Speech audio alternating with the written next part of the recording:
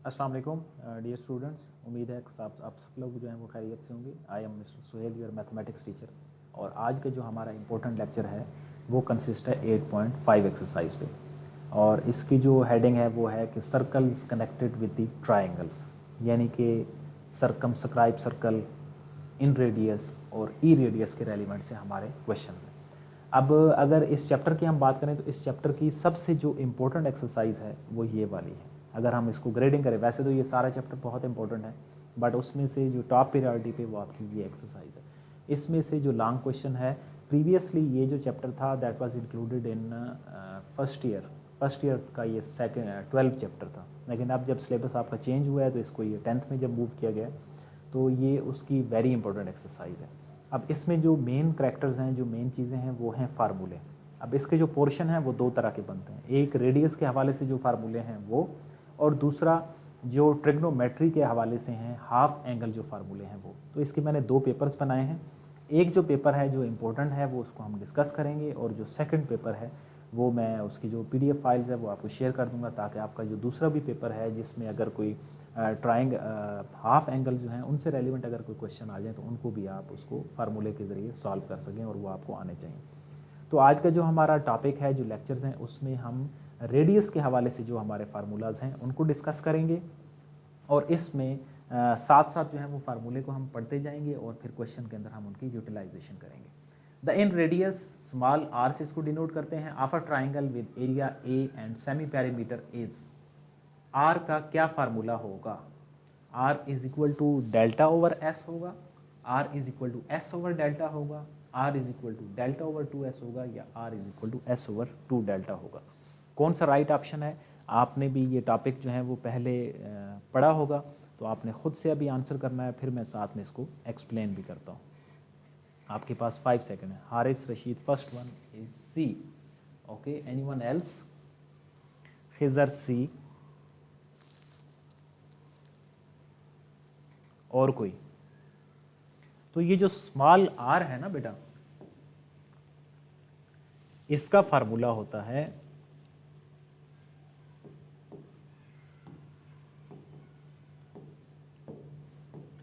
Are is equal to delta over s. ठीक है, so A is the right option, r is equal to delta over s. अब इसमें दो और चीज़ें भी हैं। एक, डेल्टा की वैल्यू, ऑल्दो डेल्टा की जो वैल्यू है वो कल वाला जो लेक्चर था उसमें हमने पढ़ी थी, लेकिन आज हम उसको रिपीट कर देते हैं। डेल्टा इज इक्वल टू होता है s, s minus a, s minus B and s minus c. यानी कि जो हीरोज फार्मूला कल हमने डिस्कस किया था उसके मुताबिक जो डेल्टा की वैल्यू होती है वो इसकी इक्वल होती है। और इसी तरह यहाँ पे एस भी यूटिलाइज हो रहा है। अब आपने ध्यान से रखना है, क्योंकि एस से रेलिवेंट एक और MCQs भी आएगा, तो वहाँ पे आपने खुद से आंसर करना है। एस इक्वल होता है a plus B plus C dividing by 2। ये जो दोनों वैल्यूज़ हैं आप अपने जो नोटबुक्स हैं अभी उस पर लिख लें, ताकि जब सेकंड MCQs आए तो वहाँ पे आपने ये मुझे खुद से बताना है। So A is the right option. Next MCQs है हमारे पास,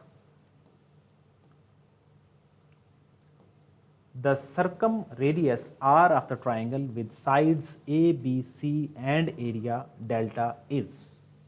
अब इसमें इस ग्रेटर आर की बात हो रही है। जो पहला था उसमें हमारे पास स्मॉल आर जो है उसको हमने डिस्कस किया था।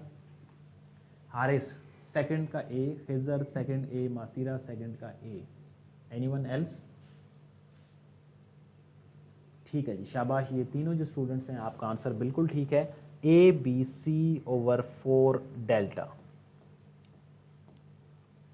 ये हमारे पास ग्रेटर आर की वैल्यू आ गई। अब जो हमारा प्रीवियस क्वेश्चन था उसमें हमने डिस्कस तो किया था इसको, लेकिन हो सकता है कि MCQs में इससे रेलिवेंट R1, R2 और R3 की वैल्यूज़ ना हो। मैं एक की वैल्यू यहाँ पे लिख रहा हूँ।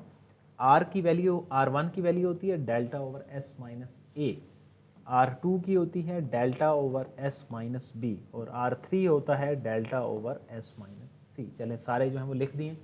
ये भी आप अपने पास नोटबुक पे लिख लें, क्योंकि जो हमारे शॉर्ट और लॉन्ग क्वेश्चन है उसके अंदर ये जो सारे फार्मूलाज हैं ये हमने आज जो हैं वो डिस्कस करने हैं। रेडियस के रेफरेंस से स्मॉल आर ग्रेटर आर में क्या डिफरेंस होता है फार्मूलाज के अंदर, पिछला जो MCQs था उसमें हमने डेल्टा और S का जो वैल्यू है उसको भी हमने फार्मूले में लिखा है। So R is equal to ABC और 4 डेल्टा। अब देखिए मैंने आपका पहला MCQs जब एक्सप्लेन किया था तो मैंने वहाँ पे आपको कहा था कि आपने S की वैल्यू को ध्यान से लिखना है। In a triangle ABC what is the value of 2S? A plus B plus c greater, A plus B plus c smaller, A minus b minus c या A minus b smaller minus c. Third one का है Haris B, Masira B, okay anyone else? जी शाबाश, इन दोनों जो students हैं आपका आंसर बिल्कुल ठीक है। ये उसी S से ही हमने डिराइव किया हुआ है। S किसकी इक्वल होता है?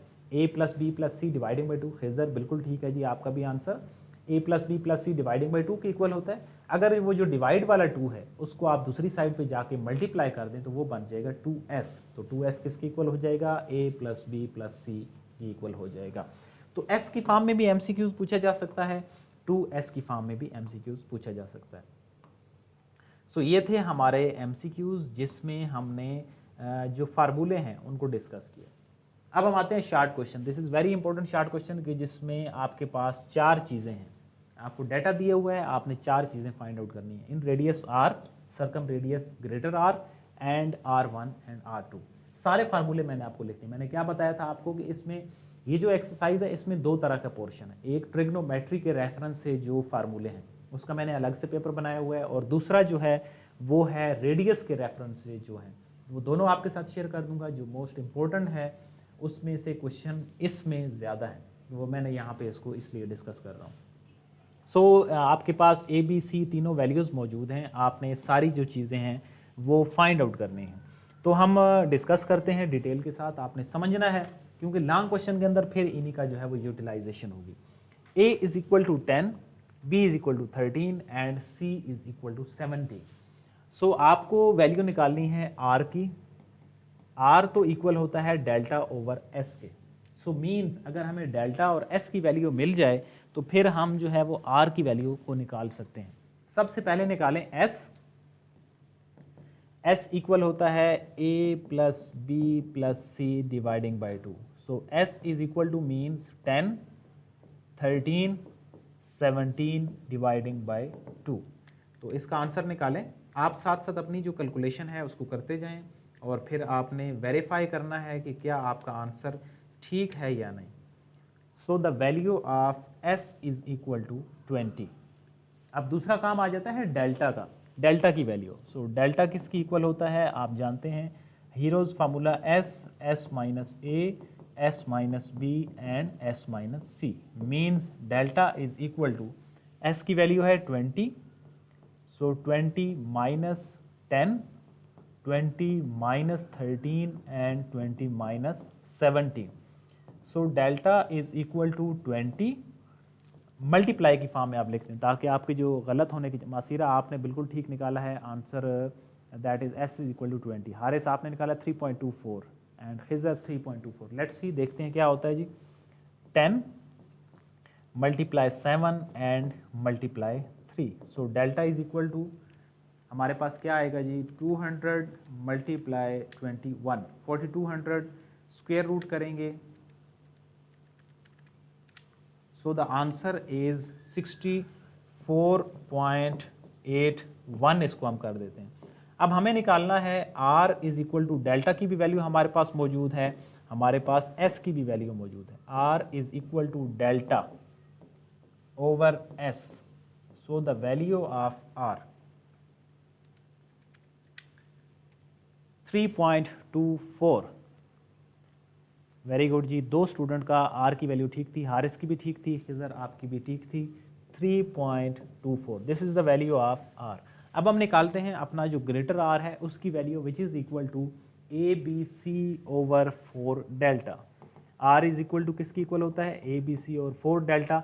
डेटा सारा आपके पास मौजूद है, A की भी वैल्यू है, B की भी वैल्यू है, C की भी वैल्यू है, ओवर 4 और डेल्टा की भी वैल्यू है। 4 मल्टीप्लाई में लिखते हैं क्योंकि वो ताकि पॉइंट मिक्स ना हो। देखते हैं जी R की वैल्यू क्या आती है। 10 मल्टीप्लाई 13 मल्टीप्लाई 17, ये आपके पास बन जाएगा 2010 और 64.81 मल्टीप्लाई 4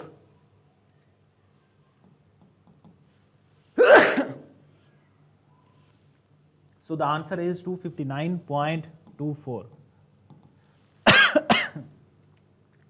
2210 डिवाइडिंग बाय 259.24, इसका आंसर बन रहा है 8.52. ओके 8.53. हारिस आपका आंसर ठीक है 8.53. ये जी आर की वैल्यू आ गई. शाबाश, बहुत सारे स्टूडेंट. मासीरा आपका भी ठीक है, खिज़र आपका ठीक है, और खिज़र ने जो है वो एडवांस में R1 और R2 जो है R3 वो भी निकाल लिए हैं. बहुत अच्छी जी, शाबाश. सो ये था हमारे पास R की वैल्यू. अब इसी तरह R1 है. R1 किसकी इक्वल होता है? Delta over S minus A. R1 is equal to delta की वैल्यू आपके पास मौजूद है 64.81.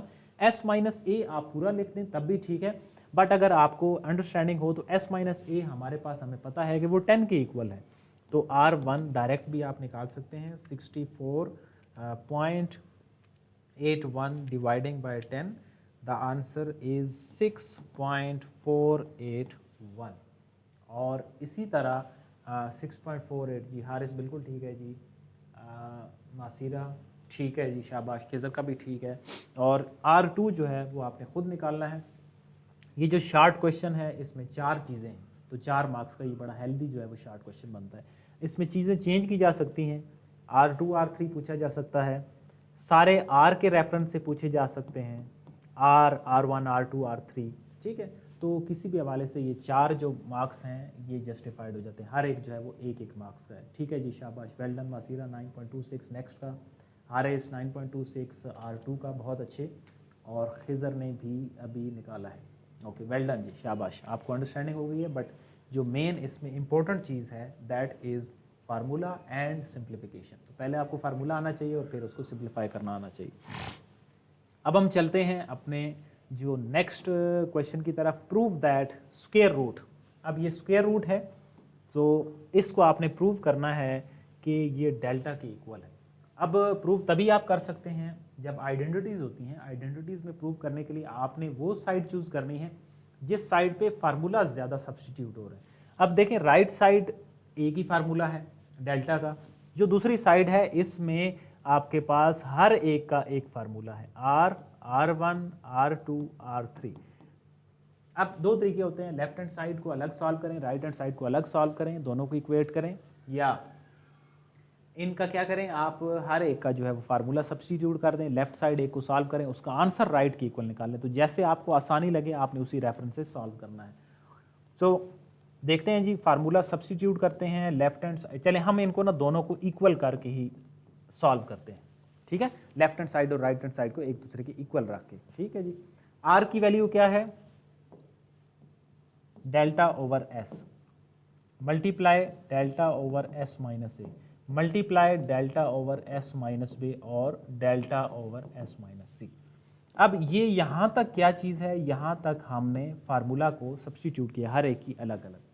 अब ये जो ऊपर वैल्यूज़ हैं ये सारी आपस में मल्टीप्लाई हो रही हैं, ये बन जाएंगी डेल्टा 4, और नीचे S minus A S minus B and S minus C is equal to delta.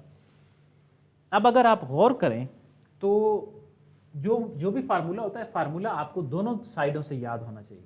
यानी कि ज़रूरी नहीं है कि आप एक लेफ्ट साइड को सॉल्व करेंगे, left side is equal to right होती है. फॉर एग्जांपल डेल्टा का फार्मूला है that is equal to S minus A S minus B S minus C square root. अगर आपके पास S minus A S minus B और C square root की form में आए तो आप उसको कहेंगे कि ये डेल्टा के भी इक्वल हो सकता है. तो अब ये देखें, ये जो नीचे हमने टाइप लिखी हुई है, ये जो पूरी चीज़ है ये अब किसका फार्मूला बन रहा है? ये डेल्टा का फार्मूला बन रहा है. लेकिन अब यहाँ पे ना एक पॉइंट मैं आपको समझाता हूँ. अब देखें, डेल्टा इज इक्वल टू होता है एक, आप वही फार्मूला है, इसकी सिंप्लीफिकेशन मैं आपको बता रहा हूँ ताकि कोई नई चीज़ आ जाए तो आपको पता हो. अब ये डेल्टा इसकी इक्वल होता है. अगर इसका हम स्क्वायर कर लें तो इसकी इक्वल हो सकता है ना. अब आपसे एमसीक्यूज में ये पूछे जा सकता है कि डेल्टा स्क्वायर किसकी इक्वल होगा, तो आपको अगर डेल्टा का आंसर आता है तो आप डेल्टा स्क्वायर का निकाल सकते हैं. ये मैंने एक रफ वर्क किया है आपको समझाने के लिए. ठीक है, अब यहाँ पे आ जाए. चलें, ये ऊपर डेल्टा 4 है. अब डेल्टा 4 अगर स्क्वायर रूट से कट करें तो ये बनेगा डेल्टा स्क्वायर बन के स्क्वायर रूट से बाहर आ जाएगा, और नीचे का स्क्वायर रूट मैं अभी रहने देता हूं, इज इक्वल टू डेल्टा। अब ये ऊपर दोनों चीजें लिखी हुई हैं, तो ये जो नीचे वाली वैल्यू होगी ये किसकी इक्वल होगी? डायरेक्टली डेल्टा की इक्वल, डेल्टा की इक्वल हो सकती है, क्योंकि वही फार्मूला है, उसकी राइट साइड दी हुई है, मैंने उसको लेफ्ट की इक्वल रख लिया। जिस तरह डेल्टा इसकी इक्वल होता है, इसी तरह ये जो है वो डेल्टा की भी इक्वल होगा। अब इसकी जो एक वैल्यू है वो इस एक के साथ कट गई, so delta is equal to delta, और ये क्या हो गया? आपकी जो आइडेंटिटी है ये प्रूव हो गई। हमने क्या किया था? हमने एक दूसरे के साथ इकट्ठा इनको सॉल्व किया, लेफ्ट हैंड साइड और राइट हैंड साइड को इकट्ठा एक दूसरे के साथ लेके, delta is equal to delta. Well done जी मासीरा, आपने सॉल्व किया है, और भी स्टूडेंट जो है वो साथ साथ खुद से प्रैक्टिस करें। अब इसमें ये नया फार्मूला भी मैंने आपको लिख दिया, इसको भी साथ लिख लें कि अगर कोई चेंज होके आए तो वो आपको पता हो। सो ये था हमारा डिटेल में short question, this is also very important short question. अब हम जाते हैं अपना जो लॉन्ग क्वेश्चन का पोर्शन है उसकी तरफ, और उसमें एक बहुत ही इंपॉर्टेंट क्वेश्चन है, क्योंकि जो पहले वाला जो सिलेबस था उसमें जब ये क्वेश्चन होता था तो वहाँ पे भी लॉन्ग क्वेश्चन में ये काफ़ी दफ़ा पूछा गया था। इसमें डाटा गिवन कुछ नहीं है, सिर्फ ये जो लाइन है ना ये दी हुई है। पहले मैं यहाँ पे इस क्वेश्चन को आपको समझा देता हूँ, फिर मैं क्योंकि थोड़ा सा लेंथी है तो व्हाइट बोर्ड पे ही हम इसको सॉल्व करते हैं। A B C is an equilateral triangle, this is your given data, ठीक है। प्रूव दैट, आपने ये प्रूव करना है कि are ratio greater are ratio R1 is equal to 1 2 3, where r is in radius, r is circum radius and R1 is in ex radius. So ये जो given data है, अगर आपको इसकी अंडरस्टैंडिंग हो जाए तो फिर आप इसको सॉल्व आसानी से कर सकते हैं, अदरवाइज तो फिर आपके पास इसके अलावा इसमें कोई डाटा मौजूद नहीं है। आप जानते हैं कि इक्विलेटरल ट्राइंगल कौन सी होती है? जिसमें सारी जो साइड्स होती हैं वो इक्वल होती हैं, यानी कि एक दूसरे की इक्वल होती हैं। एक की लेंथ 4 है, दूसरी भी 4 होगी, थर्ड भी 4 होगी। अब इसको हम व्हाइट बोर्ड पे लिखते हैं कि अगर इक्विलेटरल ट्राइंगल है तो फिर साइड्स क्या होंगी, और वो जो रेशो है वो कैसे हम निकालेंगे जी। आप मुझे बता सकते हैं, ये आपके पास 5 to 10 सेकेंड है, कि इक्विलेटरल ट्राइंगल है तो हमारे पास इससे क्या गिवन डाटा मिलता है? Anyone else? एक लाइन में आपने मुझे बताना है कि ये अगर इक्विलेटरल है तो इसमें क्या चीज़ हमें मिल सकती है जो हमें हेल्प आउट करेगी।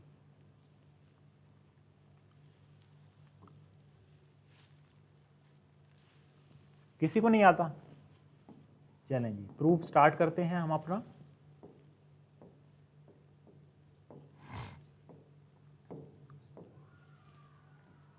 As triangle is equilateral. अब अगर इक्विलेटरल है तो इसका मतलब ये होगा ऑल साइड्स इक्वल। ट्राइंगल की तो होती ही 3 साइड्स हैं जी, बिल्कुल खिजर, होती तो 3 साइड्स हैं। सलमान, इसकी 4 साइड इक्वल होंगी। नहीं बेटा, ट्राइंगल में 3 साइड्स होंगी और तीनों जो हैं वो इक्वल होंगी। और एक और स्टूडेंट खिजर ने कहा है कि a is x, b is x, c is x. Well done जी खिजर, आपका बिल्कुल आंसर ठीक है जी। अच्छा मासीरा, ऑल ट्राइंगल्स इक्वल होंगी, लेकिन हम इसको ना प्रूव करने के लिए क्या करेंगे? देखिए यहाँ पे मैं लिख रहा हूँ a is equal to b is equal to c, और मैं ये कह रहा हूँ कि ये सारी जो है ना वो ए के ही इक्वल है, ऑल साइड्स इक्वल। ठीक है जी, ठीक है। तो सुलेमान नैयर, 3 साइड्स होंगी और तीनों इक्वल होंगी। ओके जी, सो साइड्स इक्वल हो गई। अब हम आते हैं अपने प्रूफ की तरफ कि हमने ये चीज जो है ना वो प्रूव करनी है कि are ratio greater are ratio R1 is equal to 1 2 3। अब ये जो एक लाइन है ना, इसी से ही हमारी सारी वैल्यूज निकलेंगी। अब ये अगर रेशोज हैं तो इट मीन्स कि मुझे इन तीनों की वैल्यूज चाहिए। मुझे R की वैल्यू चाहिए R1 और R1 स्मॉल की वैल्यू चाहिए। अब पहले पोर्शन पे आ जाते हैं। R की value that is equal to delta over S। Means अगर मेरे पास डेल्टा मौजूद हो तो मैं तब जो है ना वो वैल्यू निकाल सकता हूँ। तो उसके लिए सबसे पहले निकालें S की वैल्यू। S इज इक्वल टू होता है sum of sides dividing by 2, और जो सारी साइड्स हैं उनको हमने क्या नाम दिया हुआ है? उनको हमने A का नाम दिया हुआ है। खैर आपका बिल्कुल ठीक था कि A x है, B भी x है, C भी x है। आप बेशक x करके सॉल्व करें या इन्हीं साइड में से किसी एक का ही नाम दे दें, दोनों सूरतों में आप उसको प्रूव कर सकते हैं। So the value of s is equal to 3a/2। s की वैल्यू निकल आई। अब हम निकालते हैं डेल्टा की value. Delta is equal to होता है square root s minus a, s minus b and s minus c। So means delta is equal to s जो कि 3a/2 है, s minus a 3a/2 minus a, 3a/2 minus a and 3a/2 minus a। I hope अब आपको इसमें confusion नहीं होगी। Okay जी, मासीरा आपने निकाला कि 3a/2 the value of x, ठीक है। ओके ठीक है जी। अब इसमें ना फार्मूला तो यही होता है कि s minus a, s minus b and s minus c, but all are equal, a b c सारों में a है, तो हमने इस वजह से इसमें जो वैल्यू है वो a ही सब्सटीट्यूट की है। So delta is equal to, अब इसमें जो इम्पोर्टेंट काम है वो है इनको सॉल्व करना। 3a/2, ये 3a/2 माइनस a है, ये 2a/2 नहीं होगा, इसमें आप एलसीएम लेंगे, 2 एलसीएम बनेगा, 3a minus 2, 3a minus 2a वो बनेगा a/2, और इसी तरह ये भी बनेगा a/2 एंड a/2। अब आपने इनको जब आप हल करेंगे तो ये बन जाएंगी 3a⁴ ओवर 16।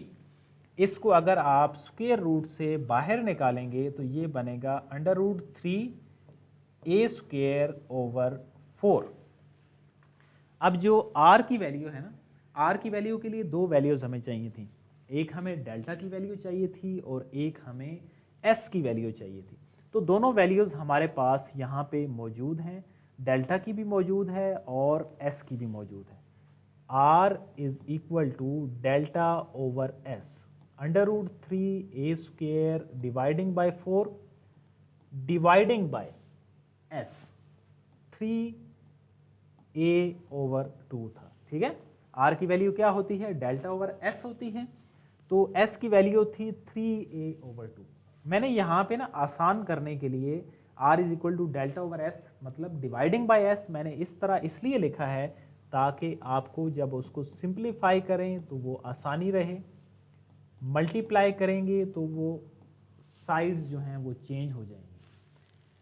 ये एक a इस एक a के साथ कैंसिल आउट हो जाएगा, 2 जो होगा वो इस 2 के साथ कैंसिल आउट हो जाएगा। r is equal to √3a over 2 multiply 3। अब ये अभी मजीद सॉल्व नहीं हुआ मजीद इसका क्या स्टेप हो सकता है, r is equal to a dividing by 2√3। ये हमारी पहली वैल्यू निकल आई। ये कैसे हुआ, यहाँ पे 3 की वैल्यू है, 3 की पावर है 1, ऊपर जो 3 की पावर है वो है 1/2, 1/2 छोटी पावर होती है, वो नीचे आके इस पावर के साथ आके सब्ट्रैक्ट हो जाएगी, यानी कि 1 माइनस 1/2 हो जाएगी, तो वो √3 बन जाएगा। ये हमारी पहली जो वैल्यू है वो हमने फाइंड आउट कर ली है, r की वैल्यू।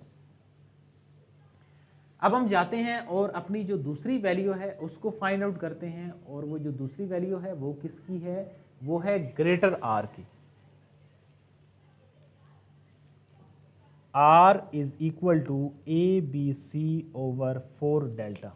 आपके पास अब इस बड़ा जो r है इसके लिए सारा डाटा मौजूद है।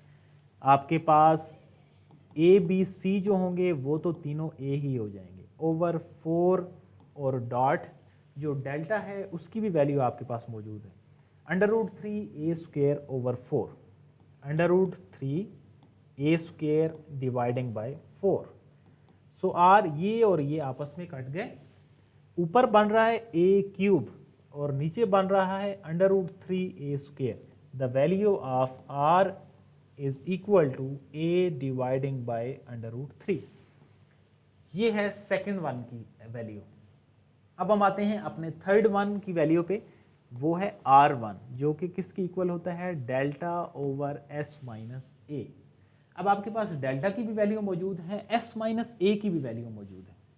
देखिए अब सिंप्लीफाइड वैल्यू आपके पास आई हुई है s माइनस a की, जो कि a/2 आ रही है। अगर आपको समझ नहीं आती तो आप पूरा s माइनस a ही लिख देंगे।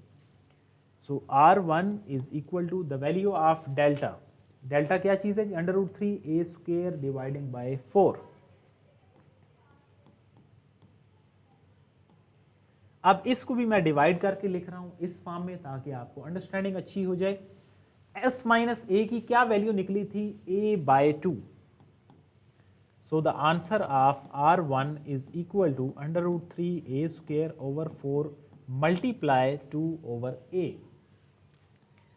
ये एक a इस एक a से कैंसिल हो गया, ये 2 जो है वो 2 से कैंसिल हो गया। यहाँ पे आपके पास जो R1 की वैल्यू है that is under root 3a dividing by 2। Sir मेरी डायरेक्ट रेशो में ही सॉल्व किया है, ये ठीक होगा? मैंने सेपरेट सब की वैल्यूज़ नहीं निकाली। नहीं, आप जो हैं वो अच्छा रेशोज़ में आपने सॉल्व, फिर कैसे उसको आप कर सकते हैं अगर आपने वैल्यूज़ नहीं निकाली? हाँ, ये आप काम कर सकते हैं। हाँ बिल्कुल, आपकी अगर ये अंडरस्टैंडिंग है, मैं एक मिनट ज़रा वैल्यू लिख लूँ और फिर मैं आपको बताता हूँ कि आप आई थिंक ये काम कहना चाह रहे हैं कि आपने यहाँ पे लिखा, ये चीज़ लिखी है, आपने इधर जो है वो उसकी वैल्यू निकाली है, इधर इसकी जगह उसकी वैल्यू लिखी है और थर्ड वन की वैल्यू लिखी है, राइट? और फिर उनको सॉल्व करते गए हैं। आप ये कहना चाह रहे हैं खिज़र? यस, अगर आप ये कहना चाह रहे हैं तो बिल्कुल ठीक है। ये जो सेपरेट वैल्यू मैंने निकाली हैं ये आसानी के लिए निकाली हैं ताकि आपके जो क्वेश्चन है उसके गलत होने के चांसेस बिल्कुल ना हो, क्योंकि ये आप देखें ये जो कैलकुलेशन है ये लेंथी कैलकुलेशन है।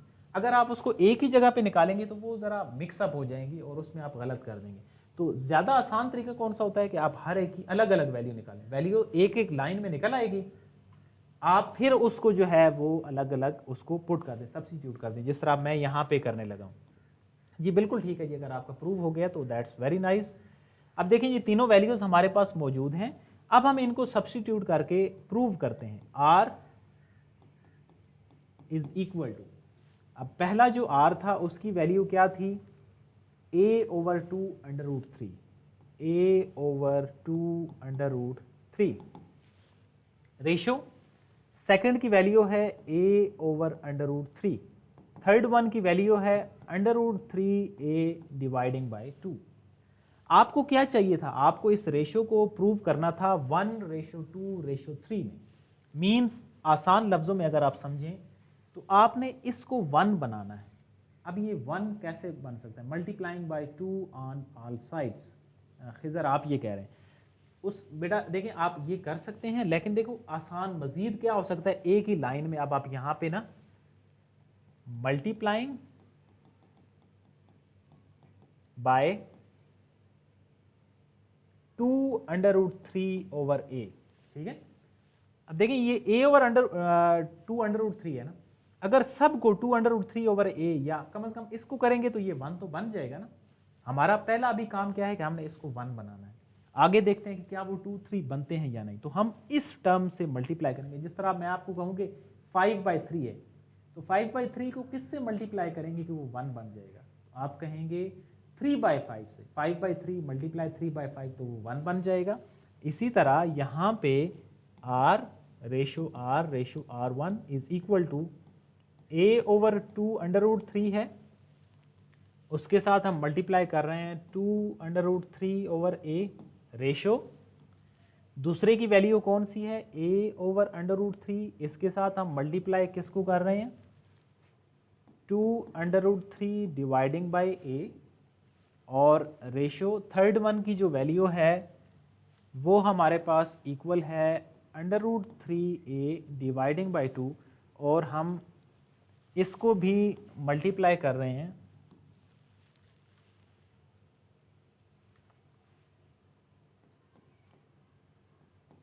2 अंडर रूट 3 ओवर a। अब ये अगर आप पहला पार्ट देखें तो पहले पार्ट में ये और ये कट जाएंगे और इसी तरह ये और ये भी कैंसिल आउट हो जाएंगे, यहाँ पे 1 रह जाएगा। इस पे आ जाएं, ये दोनों मल्टीप्लाई हो रहे हैं, a और a तो कट गया, ये पूरा जो 3 अंडर रूट है ये 3 अंडर रूट से कट गया, सिर्फ यहाँ पे 2 रह रहा है। अब आ जाए थर्ड वैल्यू पे, a और a कट गया, 2 और 2 भी कट गया, पीछे ये दो वैल्यूज रह रही हैं अंडर रूट 3 और अंडर रूट 3। अंडर रूट 3 और अंडर रूट 3 मिलके क्या हो जाएंगे? अंडर रूट 3 का स्क्वायर, और अंडर रूट 3 का स्क्वायर आपस में स्क्वायर और अंडर रूट कट जाते हैं, तो यहाँ पे आपके पास 3 आंसर बन जाएगा। सो ये आपके पास R/R/R1 दैट इज प्रूव्ड कि ये इक्वल होती है 1/2/3। बहुत अच्छी है मासीरा, आपने निकाला है। खिज़र शाबाश, आपकी अंडरस्टैंडिंग भी अच्छी है, बहुत अच्छी है। आपने डायरेक्ट जो है वो रेशियोज़ को सॉल्व किए, इट मीन्स आपकी कैलकुलेशन जो है वो स्ट्रांग है, वेल डन। और बाकी जो है वो अगर किसी को थोड़ा बहुत भी प्रॉब्लम हो कि आप इकट्ठे एक जगह पे उनको कैलकुलेशन को जब करेंगे तो आप गलत ज़्यादा करेंगे, फिर बेहतर यही है कि आप उसको एक लंबे मेथड से कर लें, बट उसमें करेक्शन होनी चाहिए, क्योंकि अल्टीमेटली क्या है कि आपका आंसर जो है वो ठीक होना चाहिए। So this is very important long question. तो आज का जो हमारा लेक्चर था उसमें हमने आर के रेफरेंस से जो सारी चीज़ें थी उसको सॉर्ट आउट किया है। अब इसका एक और पेपर मैंने बनाया है जिसमें जो हाफ एंगल के जो फार्मूले हैं वो मैं आपसे शेयर कर दूंगा, आपने उस पेपर को सॉल्व कर लेना है। और उससे रेलिवेंट जो हाफ एंगल के फार्मूलाज हैं उनके रेफरेंस से अगर आप क्वेश्चन करना चाहेंगे, सबसे पहले इस पेपर के रेफरेंस से आपने करना है क्वेश्चन नंबर 3 का 4th पार्ट। क्वेश्चन नंबर 3 का जो 4th पार्ट है वो भी बहुत इंपॉर्टेंट है, और उसको आपने उसमें जो सॉल्व करना है वो बेसिकली कि आपने एलसीएम लेके कैसे आप सॉल्व कर सकते हैं, उसमें मिस्टेक्स नहीं होनी चाहिए, उसमें एक चीज़ ये आपने सॉल्व करनी है। और जो ट्रिग्नोमेट्री के रेफरेंस से क्वेश्चन है हाफ एंगल्स के, वो आपने सॉल्व करने हैं शार्ट क्वेश्चन के रेफरेंस से। क्वेश्चन नंबर 5, क्वेश्चन नंबर 6 का 2nd और 3rd पार्ट, और क्वेश्चन नंबर 9 और क्वेश्चन नंबर 3 का 1st पार्ट।